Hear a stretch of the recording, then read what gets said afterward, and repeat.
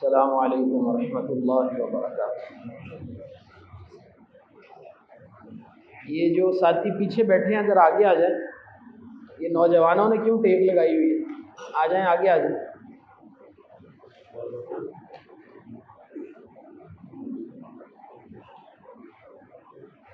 صحابہ کرام جب محفل میں بیٹھتے تھے تو جڑ جڑ کے بیٹھتے تھے، اس میں بات کرنے والے کو بھی آسانی ہوتی ہے اور آپ سننے میں بھی آسانی محسوس کریں گے۔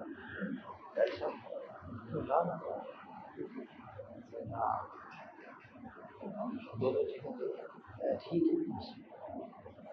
الحمدللہ رب العالمین حمد الشاکرین۔ آواز آ رہی ہے؟ والصلاة والسلام علی رسولہ الکریم وعلی آلہ واصحابہ اجمعین۔ اما بعد فاعوذ باللہ من الشیطان الرجیم۔ بسم اللہ الرحمن الرحیم۔ لو انزلنا هذا القرآن على جبل لرأيته خاشعا متصدعا من خشية الله وتلك الأمثال نضربها للناس لعلهم يتفكرون۔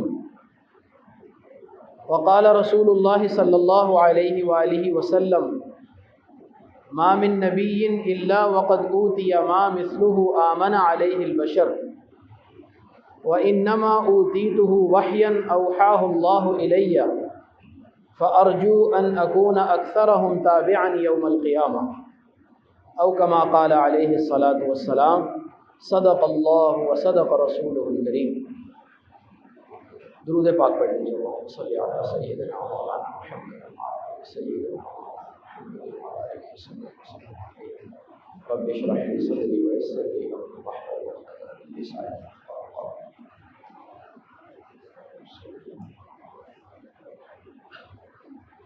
نوجوانوں، بزرگوں اور دوستوں، میں نے آپ کے سامنے قرآن کریم کی ایک آیت مبارکہ تلاوت کی ہے اور اس کے ساتھ سرکار دو عالم صلی اللہ علیہ وآلہ وسلم کا ایک ارشاد بھی پڑھا ہے۔ ان دونوں کی روشنی میں جو بات اس وقت کرنی ہے وہ یہ ہے کہ اللہ تبارک و تعالیٰ نے اپنے حبیب محمد الرسول اللہ صلی اللہ علیہ وآلہ وسلم کو بہت سے معجزات عطا فرمائے، اور اللہ کے رسول صلی اللہ علیہ وآلہ وسلم کے جتنے معجزات ہیں، علامہ سید سلیمان ندوی رحمۃ اللہ علیہ نے لکھا ہے کہ ان تمام معجزات میں سے دو معجزات سب سے بڑے ہیں۔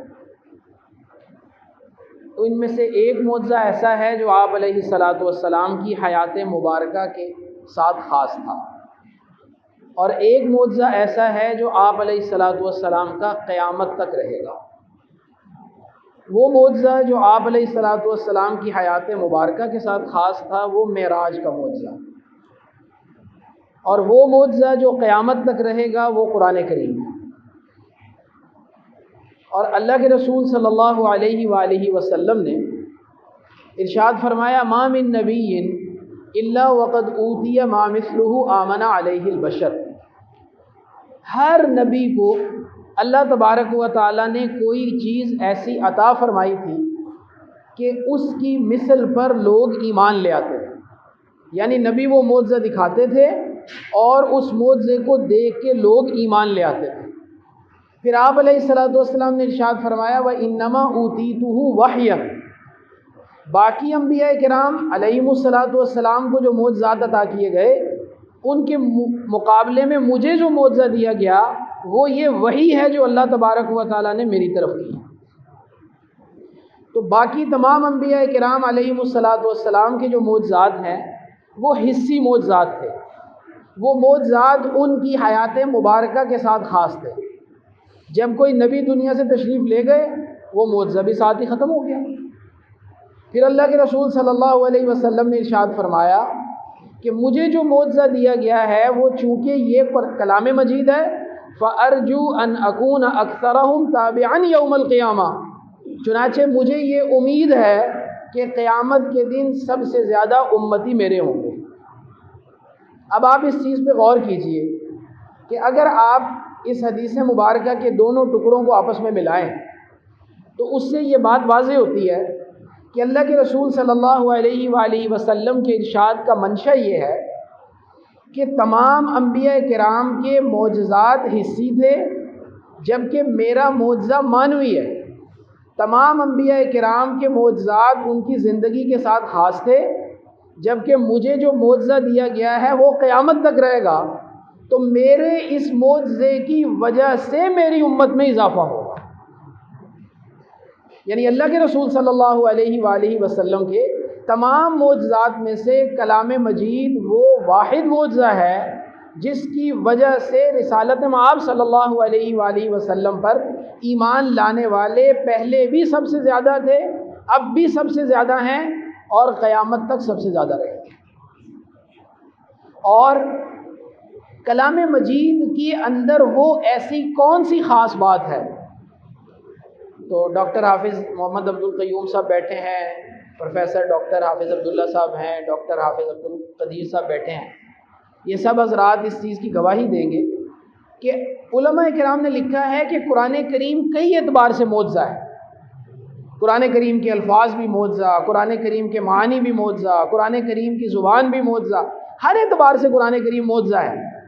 لیکن علامہ شبیر احمد عثمانی رحمۃ اللہ علیہ نے فتح الملہم میں فرید وجدی کے دائرۃ المعارف کی ایک بڑی لمبی عبارت نقل کی ہے، اور اس عبارت کو نقل کرنے میں آپ کا مقصد یہ ہے کہ اس میں فرید وجدی نے بتایا ہے کہ قرآن کریم یوں تو کئی اعتبار سے معجزہ ہے، لیکن قرآن کریم کے معجزات میں سے سب سے بڑی جو وجہ اعجاز ہے، جس کی وجہ سے یہ معجزہ قیامت تک نبی علیہ الصلوۃ والسلام کی امت میں اضافے کا سبب بنے گا، وہ اس کی تاثیر اور اثر ہے۔ کلام مجید کے اثر جیسی اور کوئی چیز نہیں ہے۔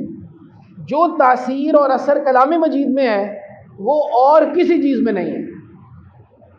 حتیٰ کہ اللہ سبحانہ و تعالیٰ نے جتنی کتابیں اتاری ہیں ان کتابوں کی تلاوت میں بھی وہ تاثیر نہیں ہے جو تاثیر کلام اللہ کی تلاوت کے اندر رکھی گئی، اور یہی وہ تاثیر ہے کہ جس کے لیے اللہ سبحانہ و تعالیٰ نے ارشاد فرمایا لو انزلنا هذا القرآن على جبل، اگر ہم اس کلام مجید کو انسانوں کے دلوں پر اتارنے کی بجائے بالفرض والمحال پہاڑوں پر اتار دیتے لرأیتہ خاشعا متصدعا من خشیۃ اللہ، تو وہ اللہ سبحانہ و تعالیٰ کے ڈر کی وجہ سے ریزہ ریزہ ہو جاتے ہیں۔ اللہ سبحانہ و تعالیٰ کے کلام میں گویا وہ تاثیر ہے جو پہاڑوں کا دل چیر سکتی ہے۔ اللہ سبحانہ و تعالیٰ کے کلام میں وہ تاثیر ہے کہ اس دنیا کی سب سے سخت چیز بھی اس کلام کو سن کر ریزہ ریزہ ہو جاتی ہے۔ لیکن اب یہاں پہ ایک سوال پیدا ہوتا ہے، سوال یہ پیدا ہوتا ہے کہ اگر کلام مجید میں یہ تاثیر ہے اور یقیناً ہے، تو پھر یہ کلام مجید تو ہم بھی پڑھتے ہیں، تو ہم پہ یہ کلام مجید اثر کیوں نہیں کرتا؟ تو دیکھیے سرکار دو عالم صلی اللہ علیہ وآلہ وسلم کا پہلے تو ایک ارشاد سنیے جو حقیقت میں اللہ کے رسول صلی اللہ علیہ وآلہ وسلم کی ایک دعا ہے، اور اللہ کے رسول صلی اللہ علیہ وآلہ وسلم کی ہر دعائی ہر دعائی اللہ سبحانہ و تعالیٰ کے ہاں قبول ہے، لیکن اللہ کے رسول صلی اللہ علیہ وسلم نے اپنی تمام دعاؤں میں یہ وہ واحد دعا ہے جو اللہ تبارک و تعالیٰ کے اسم اعظم کے ساتھ کی ہے۔ اللہ سبحانہ و تعالیٰ کے اسم اعظم کے ساتھ رسول پاک صلی اللہ علیہ وآلہ وسلم دعا کر رہے ہیں۔ اسم اعظم اللہ تبارک و تعالیٰ کا وہ نام ہے کہ سرکار دو عالم صلی اللہ علیہ وسلم نے ارشاد فرمایا کہ اللہ کا ایک نام ایسا ہے کہ اس کے ساتھ جب کوئی بندہ مومن دعا کرتا ہے تو اللہ تبارک و تعالیٰ اس کی دعا کو رد نہیں فرماتے۔ اس اسم کو اسم اعظم کہتے ہیں۔ علامہ ابن حجر عسقلانی رحمۃ اللہ علیہ نے تقریباً 11 اقوال لکھے ہیں کہ اسم اعظم کون سا ہے۔ یہ بھی کہا ہے کہ ہوا بھی اسم اعظم ہو سکتا ہے، لفظ اللہ بھی اسم اعظم ہے، یا حی یا قیوم بھی اسم اعظم ہے، الرحمن الرحیم بھی اسم اعظم ہے۔ لیکن اب یہاں پہ رک کے ایک بات پہ غور کیجیے، اسم اعظم کس کو معلوم ہو سکتا ہے؟ تو اللہ کے رسول صلی اللہ علیہ وآلہ وسلم نے اس دعا میں، یہ دعا میں ابھی آپ کے سامنے پڑھوں گا، اسم اعظم 4 جگہوں پہ موجود ہو سکتا ہے۔ یہاں تو یہ اللہ تبارک و تعالیٰ کے علم میں ہے، اللہ پاک نے کسی بندے کو سکھایا ہی نہیں ہے، کسی بندے کو اس کا علم ہی نہیں دیا۔ دوسرا یہ ہے کہ اللہ سبحانہ و تعالیٰ نے کسی بندے کو اس کا علم دے دیا ہے، یعنی کسی بندے کے پاس اس کا علم ہے۔ رسول پاک صلی اللہ علیہ وسلم کو معلوم ہے حضرت سلیمان علی نبینا و علیہ الصلاۃ والسلام کے دربار میں جو جن موجود تھا، جب حضرت سلیمان علیہ السلام نے ارشاد فرمایا تھا کہ بھئی بلقیس کا درخت میرے جو تخت ہے وہ میرے پاس کون لے کے آئے گا، تو اس نے یہ کہا کہ آپ ابھی آنکھ نہیں جھپکیں گے، میں آپ کے سامنے لا کے رکھ دوں گا۔ اب کہاں ملکہ بلقیس کی جو ہے بادشاہت اور سلطنت، اور کہاں اس کا پڑا ہوا تخت، اور وہ آنکھ جھپکنے سے پہلے کس طرح آ گیا؟ تو علماء نے لکھا ہے کہ اس کے پاس اسم اعظم تھا۔ تو دوسری بات یہ ہے کہ اسم اعظم ہو سکتا ہے کسی انسان کے پاس ہو، یا اللہ تبارک و تعالیٰ نے وہ اسم اعظم اپنی کتاب میں اتارا ہوگا۔ تو رسول پاک صلی اللہ علیہ وآلہ وسلم نے یہ جتنے بھی اسم اعظم ہونے کے مواقع اور اسم اعظم کی جگہ ہیں، ان سب کا واسطہ دے کے دعا کی ہے۔ یہ میں آپ کو قرآن کی اہمیت بتا رہا ہوں۔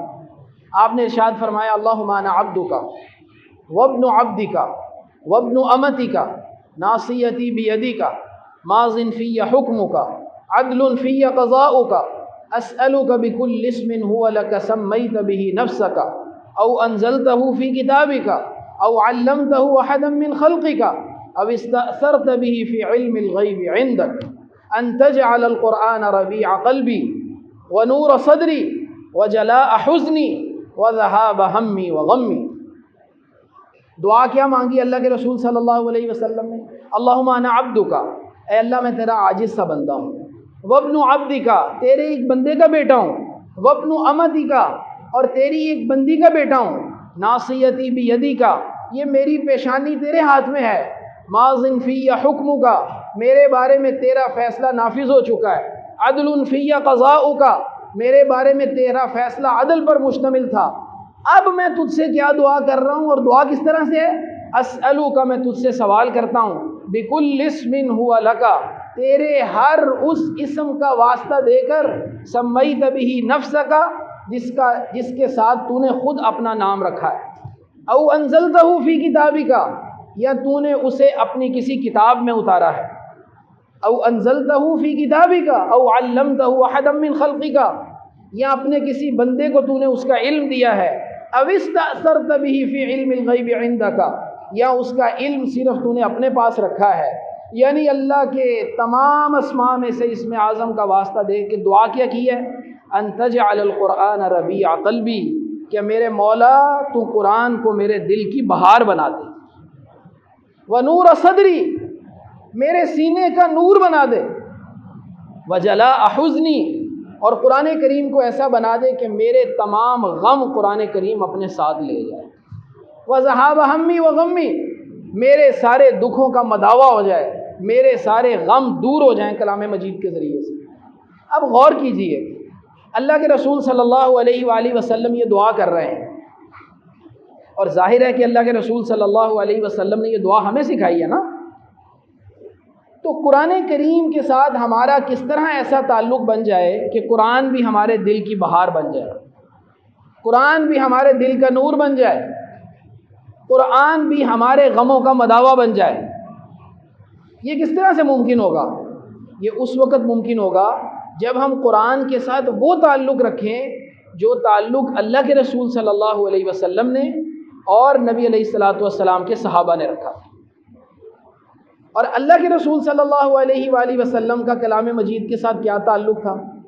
دو تین واقعات میں عرض کرتا ہوں۔ پہلی بات، اللہ کے رسول صلی اللہ علیہ وآلہ وسلم کے سر مبارک میں اور داڑھی مبارک میں کچھ بال سفید آ گئے تھے۔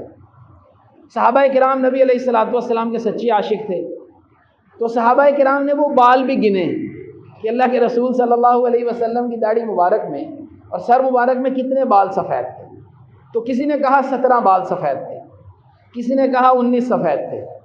تو ایک صحابی نے اللہ کے رسول صلی اللہ علیہ وسلم سے پوچھا اراک شبت یا رسول اللہ، اے اللہ کے رسول صلی اللہ علیہ وسلم میں دیکھ رہا ہوں آپ بوڑھے ہو رہے ہیں، بڑھاپا آ رہا ہے آپ پر۔ تو اللہ کے رسول صلی اللہ علیہ وسلم نے ارشاد فرمایا شیبتنی ہود و اخواتھا، سورہ ہود نے مجھے بوڑھا کر دیا، سورہ ہود جیسی سورتوں نے مجھے بوڑھا کر دیا۔ علامہ قرطبی رحمۃ اللہ علیہ لکھا ہے سورہ مرسلات، سورہ عامہ، سورہ تکویر، یہ کلام مجید کی وہ صورتیں ہیں جس میں اللہ تبارک و تعالیٰ نے آخرت کا منظر کھولا ہے، بتایا کہ آخرت میں کیا ہوگا۔ یہ وہ صورتیں ہیں جس میں بتایا گیا ہے کہ عاد و سمود کے ساتھ کیا ہوا تھا۔ اللہ کے رسول صلی اللہ علیہ وسلم فرماتے ہیں کہ میں ان صورتوں کو پڑھتا ہوں اور مجھ پہ بڑھاپا آ رہا ہے۔ اور علامہ ابن کثیر رحمۃ اللہ علیہ لکھا ہے کہ چونکہ سورہ ہود میں یہ آیت آتی ہے فاستقم کما امرت، اے حبیب ایسی استقامت دکھائیے جس استقامت کا آپ کو حکم دیا گیا۔ رسول پاک صلی اللہ علیہ وآلہ وسلم جب کسی جنگ کے اندر کچھ لوگ شہید ہو جاتے تھے تو سب سے اوپر اس شخص کو رکھا جاتا تھا جس کو کلام مجید سب سے زیادہ آتا تھا، جھنڈا اس کو پکڑایا جاتا تھا جس کو کلام مجید سب سے زیادہ آتا تھا۔ عمر فاروق رضی اللہ تعالیٰ عنہ کا زمانہ ہے، آپ رضی اللہ تعالیٰ عنہ مکہ مکرمہ آئے، مکہ مکرمہ کے گورنر سے پوچھا یہ جو ارد گرد جنگلات ہیں ان جنگلات کا امیر کس کو بنایا ہوا ہے؟ انہوں نے کہا جی ابن ابزہ کو بنایا ہے۔ آپ نے فرمایا یہ ابن ابزہ تو میں نہیں جانتا، یہ کون ہے؟ وہ کہنے لگے ہمارا غلام ہے۔ آپ نے فرمایا تم نے غلام کو جو ہے وہ امیر بنا دیا جنگلات کا، یہ تم نے کیا کیا؟ کیونکہ غلام کو تو امیر نہیں بناتے، ایسے شخص کو امیر بنایا جاتا ہے جس کا کوئی روب دبدبہ ہو۔ تو اس شخص نے آگے سے جواب دیا کہ امیر المومنین کتاب اللہ کا جاننے والا ہے، کتاب اللہ کا پڑھنے والا ہے۔ تو آپ نے اس موقع پہ ارشاد فرمایا تھا ہاں ہاں ان اللہ یرفع بہذا الکتاب اقواما ویضع بہ آخرین، قرآن ہے یہ ایسی دولت جس کی وجہ سے اللہ بہت سارے لوگوں کو نیچے سے اٹھا کے بلند مرتبہ کر دیتا ہے۔ رسول پاک صلی اللہ علیہ وآلہ وسلم کے ہاں سب سے زیادہ مرتبہ اس کا تھا جو کلام مجید زیادہ پڑھا ہوا تھا۔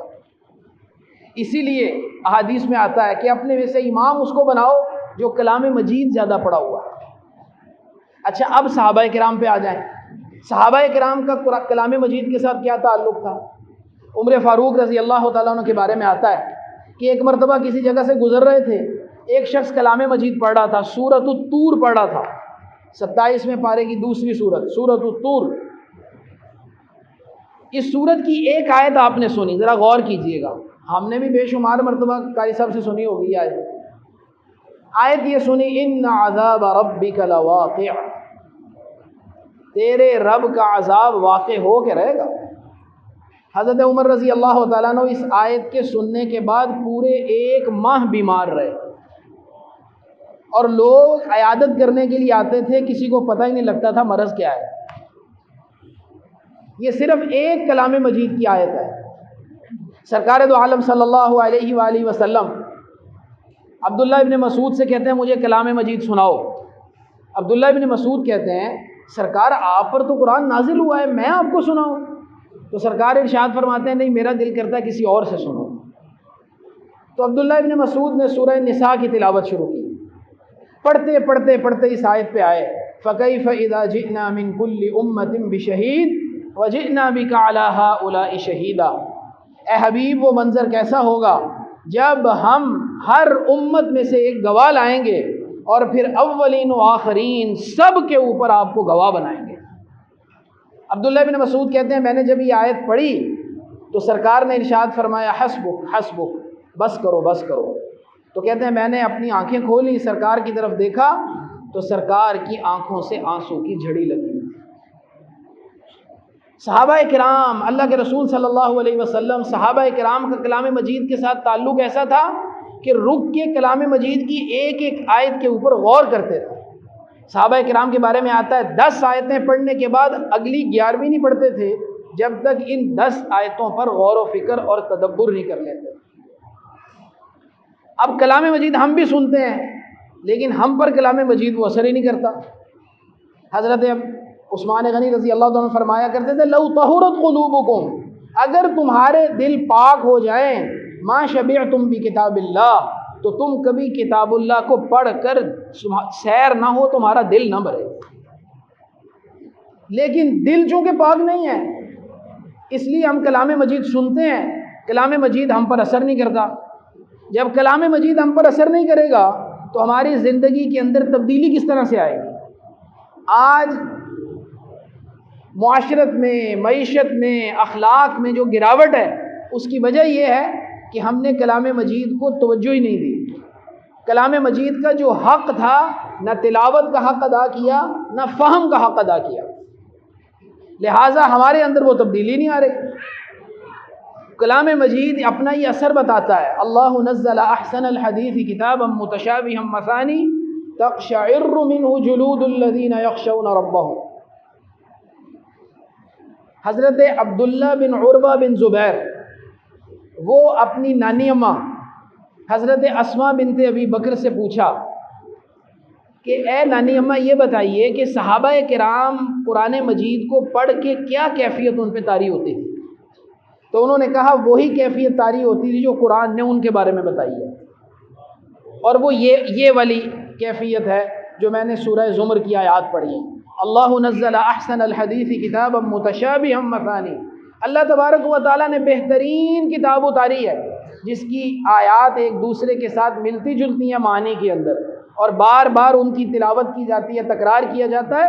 تقشعر منہ جلود الذین یخشون ربہم، جو اللہ سے ڈرنے والے ہیں ان کے جسم اللہ کے کلام کو سن کے کانپ جاتے ہیں۔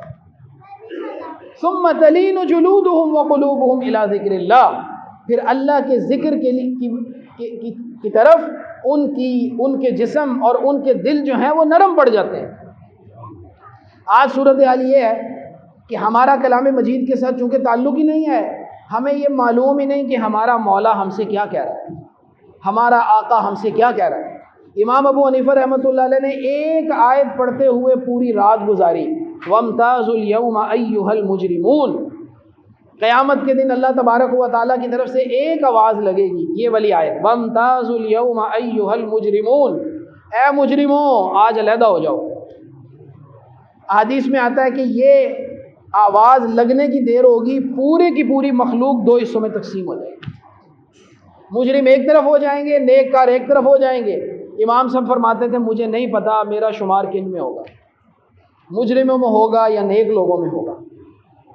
یعنی ایک ایک آیت کی وجہ سے صحابہ کرام اور تابعین اور اللہ کے نیک بندے وہ یہ اس منظر کو اپنے اوپر طاری کرتے تھے کہ جو کلام مجید نے بتایا ہے، کلام مجید جو بتا رہا ہے اس کو اس طرح سے پڑھتے تھے گویا وہ ہمارے لیے اترا ہے، گویا وہ میرے اوپر اترا ہے۔ لیکن چونکہ کلام مجید پڑھنے کی یہ کیفیت ہمیں حاصل ہی نہیں ہے، کلام مجید کے ساتھ ہمارا یہ تعلق ہی نہیں بنا، کلام مجید کو ہم نے وقت ہی نہیں دیا، کلام مجید کی اس اہمیت کو ہم نے سمجھا ہی نہیں ہے، ہم کلام مجید صرف برکت کے لیے پڑھتے ہیں۔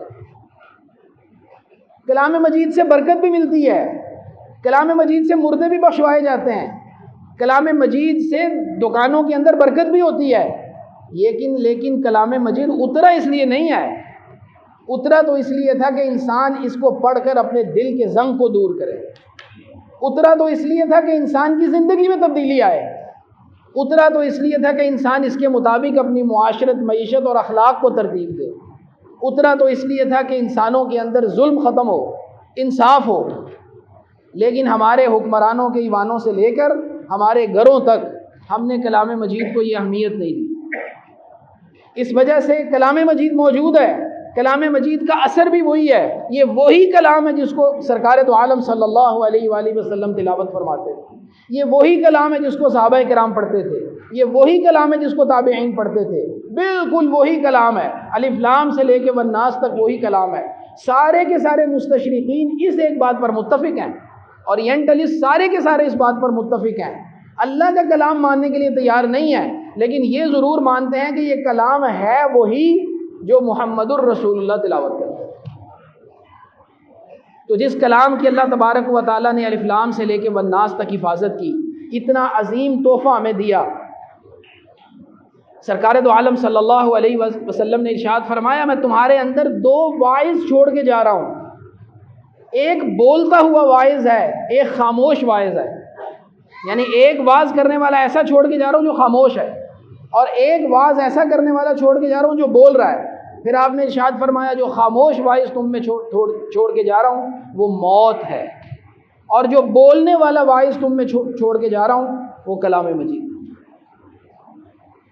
سورۃ القمر قرآن کریم کی عظیم الشان صورت ہے۔ اللہ تبارک و تعالیٰ بتا رہے ہیں قوم عاد کا قصہ، قوم سمود کا قصہ، قوم لوط کا قصہ، یہ سارے کے سارے قصوں میں سے ہر قصے کے اختتام کی آیت پہ اڑا ہے وَلَقَدْ يَسَّرْنَا الْقُرْآنَ لِلذِّكْرِ فَهَلْ مِن مُدَّكِرٍ۔ ہم نے اس قرآن کو نصیحت کے لیے آسان کر دیا ہے کوئی نصیحت حاصل کرنے والا؟ ہمارا پڑھا لکھا طبقہ ہو، ہمارا جو ان پڑھ طبقہ ہے وہ لے لیں، کوئی بھی کلام مجید کو اس نیت سے پڑھتا ہی نہیں ہے کہ میں محتاج ہوں کلام مجید کا، میں اللہ تبارک و تعالیٰ کے پیغام کا محتاج ہوں، میں اللہ تبارک و تعالیٰ کے پیغام کو پڑھ کے اپنی زندگی میں تبدیلی لاؤں۔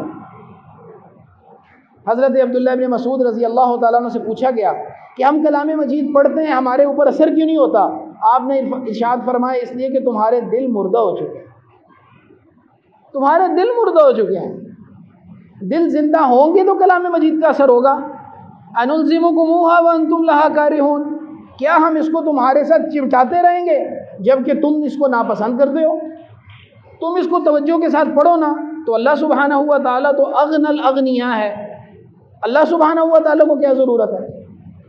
اس لیے نوجوانوں، بزرگوں اور دوستوں، آج سے اس بات کا عہد کریں کہ ہم کلام مجید کے ساتھ ایک تعلق بنائیں اپنا، اور یہ تعلق شروع ہوگا تلاوت سے،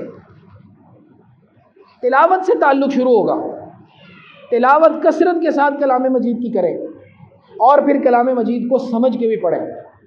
حضرت عبداللہ ابن عمر رضی اللہ تعالیٰ عنہ نے 3 سال میں سورہ بقرہ ختم کی۔ کسی نے کہا کہ سورہ بقرہ پر 3 سال لگا دیے، تو ارشاد فرمایا ایک آیت پڑھتا ہوں جب تک عمل نہ آ جائے اگلی آیت نہیں پڑھتا۔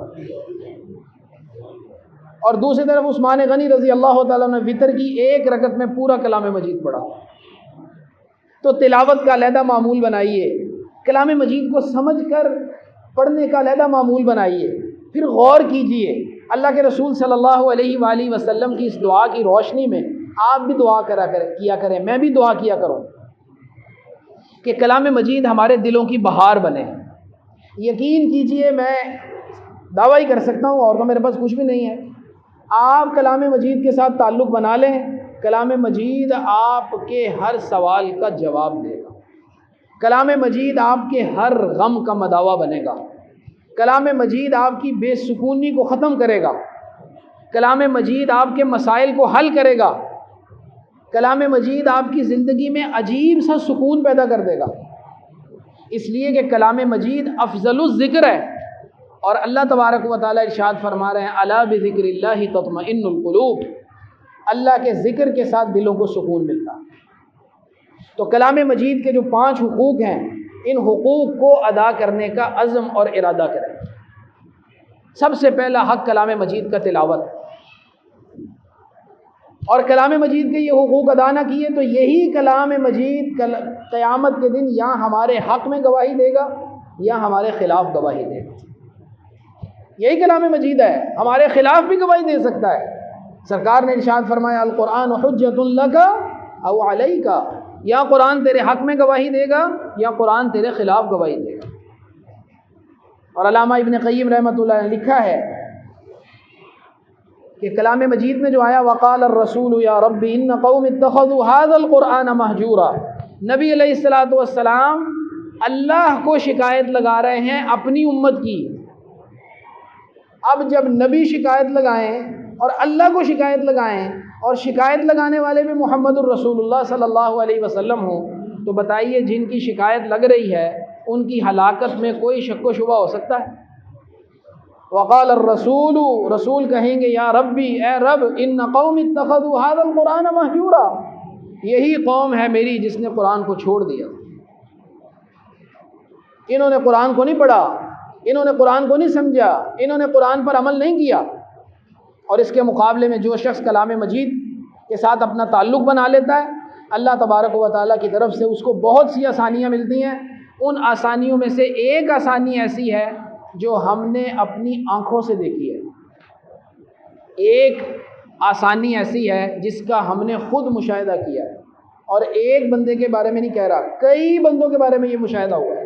جس شخص کا کلام مجید کے ساتھ تعلق ہوتا ہے، کلام مجید کثرت کے ساتھ پڑھتا ہے، کلام مجید کو وقت دیتا ہے، موت کی سختی اس کے اوپر نہیں آتی، اس کو آسان موت آتی ہے۔ اس لیے کہ خود سرکار دو عالم صلی اللہ علیہ وسلم کی حدیث سے ثابت ہے کہ جو کلام مجید کے ساتھ تعلق بنانے والا ہے، کلام مجید اس کو موت کے وقت، قبر میں، حشر کے تمام مناظر میں اکیلا نہیں چھوڑے گا۔ جب قبر کے اندر فرشتے سوال کرنے کے لیے آئیں گے تو وہ کلام مجید سے کہیں گے ہم سوال تنہائی میں کرتے ہیں، تم علیحدہ ہو جاؤ۔ کلام مجید کہے گا تمہیں میری موجودگی میں سوال کرنا پڑے گا، اس نے مجھے دنیا میں نہیں چھوڑا تھا، میں اسے اس وقت تک نہیں چھوڑوں گا جب تک جنت میں داخل نہ کروا دوں۔ تو کلام مجید کے ساتھ تعلق بنائیے، یہ کون سا مشکل کام ہے؟ کلام مجید، اور اس کی ابتدا جیسا کہ میں نے عرض کیا وہ تلاوت سے ہوگی۔ ہم ایسے لوگوں کو بھی جانتے ہیں جو کلام مجید کے حافظ نہیں ہیں اور 10 پارے الحمدللہ روز کلام مجید کی تلاوت کرتے ہیں، حافظ نہیں ہے، روز 10 پارے تلاوت کرتے ہیں۔ اور میں اکثر جگہ پہ یہ بات صرف تحدیث بن نعمہ کے طور پہ بتاتا ہوں کہ میرے والد صاحب رحمۃ اللہ علیہ کلام مجید کے ساتھ تعلق نہیں تھا، تو تبلیغ میں چونکہ لگتے تو تب رائبنڈ مرکز میں بیان ہو رہا تھا، تو بزرگ بیان کرتے ہوئے کہنے لگے کہ اللہ اللہ کیسا وقت آ گیا ہے، لوگ روز روز کی جھوٹی خبریں پڑھتے ہیں، قیامت تک کی سچی خبریں نہیں پڑھتے۔ اچھا، وہ بات کہیں دل پہ اثر کر گئی، تو اس کے بعد اپنے ساتھ یہ عہد کر لیا کہ اب میں نے کلام مجید پہ، اس سے پہلے صبح صبح ہاکر کا انتظار کرتے تھے، وہ پہلے اخبار پھینکتا تھا نا آ کے گھروں کے اندر کے، تو وہ ہاکر کا انتظار کرتے تھے۔ اس کے بعد یہ عہد کر لیا گئی اب اخبار نہیں پڑھنی میں نے، اخبار کا وقت بھی کلام مجید کو۔ پہلے 3 مختلف قراء سے کلام مجید کی درستگی کی، پھر ایک ہمارے حضرت ہوتے تھے علامہ عبدالقیوم صاحب، ڈاکٹر عبدالقیوم صاحب جانتے ہیں، تو مفتی حمید الرحمن عباسی صاحب، ان کے پاس 3 سال میں پورا کلام مجید ترجمے کے ساتھ پڑھا، اور صرف عید کی چھٹی کی، چھوٹی عید کی 3 چھٹیاں بس، اور 15 سال کے اندر، یہ زیادہ سے زیادہ 15 سال جو مجھے یاد ہے، یہ 15 سال جب کلام مجید کے ساتھ ان کا تعلق ہوا، یہ میں اس کی بات بتا رہا ہوں آپ کو۔ 2010 میں جب ان کا انتقال ہوا تو وہ جتنا کلام مجید پڑھتے تھے ڈائری میں لکھ لیا کرتے تھے۔ تو اب کلام مجید کے ساتھ جیسا کہ میں نے بتایا تعلق بہت زیادہ تھا، اس لیے بیماری میں ہاسپٹل نہیں جانا پڑا، بس ایک دن بیمار رہے تو اگلے دن انتقال ہو گیا۔ تو ہم نے ان کی ڈائری کھول کے دیکھی تو اس میں لکھا ہوا تھا کہ میرے 1007 قرآن مجید ہو گئے، 1007 کلام مجید پڑھ لیے ان 15 سالوں میں۔ اور جو آتا تھا اسے کہتے تھے کلام مجید پڑھتے ہو کہ نہیں پڑھتے، قرآن پڑھتے ہو کہ نہیں پڑھتے۔ تو آج جو ہمارے ناظرہ خاں ہیں نا بیچارے، ان کو یہ ہوتا ہے کہ ہم کون سے حافظ ہیں، یہ میں غیر حافظ کی بات بتا رہا ہوں، اور وہ اکثر مجھے کہا کرتے تھے کہ تم حافظ ہو کے 3 پارے نہیں پڑھتے روز، اور میں غیر حافظ ہو کے کم از کم 3 پارے پڑھتا ہوں، تو تم کیسے حافظ ہو؟ تو کلام مجید ایسی دولت ہے کہ اس کے ساتھ تغافل کرنا، اس سے غفلت برتنا، یہ اللہ تبارک و تعالیٰ کے ہاں ناقابل معافی جرم ہے۔ اس لیے آج سے عہد کر لیں اس بات کا، جنہیں کلام مجید نہیں پڑھنا آتا وہ کلام مجید پڑھنے کی، سیکھنے کی ابتدا کر لیں۔ نہیں پڑھا جائے گا 2 اجر ملیں گے۔ نبی علیہ الصلوۃ والسلام نے ارشاد فرمایا والذی یقرأ القرآن ویتتعتع فیہ، جو قرآن پڑھتا ہے لیکن بیچارے قرآن زبان پہ نہیں چڑھتا، اٹکتا ہوا پڑھتا ہے، آپ نے فرمایا اس کو ہر حرف پہ 2 اجر ملتا ہے۔ یعنی پڑھنا چاہتا ہے بیچارہ، پڑھا نہیں جاتا، بڑھاپا ہے اب کلام مجید منہ پہ نہیں چڑھا، کوئی بات نہیں، لیکن وقت دیں کلام مجید کو۔ تو اللہ تبارک و تعالی ہمیں کلام مجید کو، کلام مجید کے حقوق ادا کرنے کی توفیق عطا فرمائے۔ اور یہ مبارک تو پہلے دینی چاہیے تھی لیکن توجہ ہی نہیں رہی۔ قاری احسان صاحب کو بہت بہت مبارک ہو ماشاءاللہ، اور میں نے ان کو ابھی یہ کہا ہے کہ میں نے ان کو یہ دعا دی ہے کہ اللہ تبارک و تعالی اس کلام مجید کا جو ایصال ہے وہ آپ کے والد مرحوم کو فرمائیں۔ وہ بہت نیک آدمی تھے اور یقیناً انہوں نے بڑی محنت کی، اور ماشاءاللہ ان کے صاحبزادے نے، یہ چھوٹو سا جو حافظ ہے، اس نے بہت اچھا کلام مجید کی سماعت بھی کی، تو ان کو دوہری مبارکباد ہے، اپنے سنانے کی بھی مبارکباد ہے اور اس کے سننے کی بھی مبارکباد ہے۔ اللہ تبارک و تعالی جنہوں نے کلام مجید پڑھا اور جنہوں نے سنا، اللہ سبحانہ و تعالی سب کو اس کا بہترین اجر عطا فرمائے، اور اللہ تبارک و تعالی ہمیں کلام مجید کے ساتھ ایسا تعلق بنانے کی توفیق عطا فرمائے کہ ہم ان لوگوں میں شامل ہو جائیں جن کو احادیث میں اہل القرآن کہا گیا ہے، ہم ان لوگوں میں شامل ہو جائیں جن کو حدیث میں صاحب القرآن کہا گیا ہے۔ اللہ تبارک و تعالی ہمیں ان لوگوں میں شامل کر لے جن کے بارے میں قیامت کے دن اعلان ہوگا، اقرأ ورقہ ورتل کما انت ترتل فی الدنیا فإن منزلتک عند آخر آیۃ تقرأها، قرآن پڑھتا جا، جنت کے مرتبے چڑھتا جا، اور یوں ٹھہر ٹھہر کر پڑھ جس طرح تو دنیا میں ٹھہر ٹھہر کے پڑھتا تھا، اور تیرا سٹاپ وہاں پہ ہے جو آخری آیت تو تلاوت کرے گا۔ اللہ سبحانہ و تعالی ہمیں ان لوگوں میں شامل فرمائے۔ وآخر دعوانا الحمد للہ رب العالمین۔